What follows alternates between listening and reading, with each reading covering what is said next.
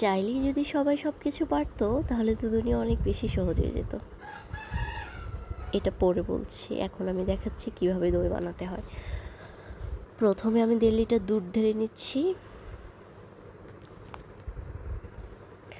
আমি কিন্তু দইয়ের হাঁড়িটা আগে থেকেই রোদের মধ্যে 2 দিন শুকিয়ে নিয়েছি, তবুও আমি আরেকটু জাল করে নিচ্ছিলাম দইয়ের হাঁড়িটা, যাতে কোনো রকমের জীবাণু না থাকে। দেন হচ্ছে আমি এর মধ্যে একটা দারুচিনি আর একটা এলাচ দিয়ে ভালো করে নেড়ে নিচ্ছি, যদি এর মধ্যে সর না পড়ে যায়। ঘন ঘন নেড়ে নিচ্ছিলাম।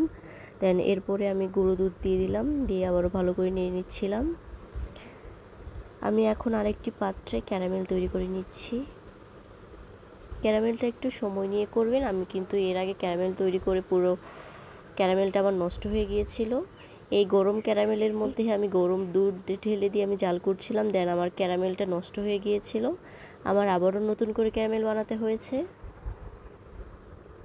ক্যারামেলটা একটু সময় নিয়ে বানাবেন, একটু আস্তে জাল দিয়ে, লো আঁচে জাল দিয়ে তারপর ক্যারামেলটা বানাবেন, তা না হলে কিন্তু ধোঁয়া হবে ক্যারামেলের উপর এবং ক্যারামেলটা পরে তেতো হয়ে যাবে। খুব বেশি কালার করতে যাবেন না। আমার ক্যারামেলটা বানানো হয়েছে। এখন আমি এর মধ্যে দুধ ঢেলে দিলাম।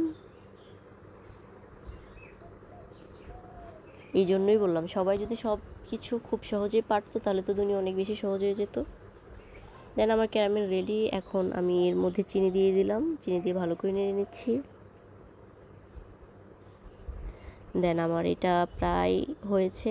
এখন আমি এটা পাত্রের মধ্যে ঢেলে দিলাম, দইয়ের পাত্রে।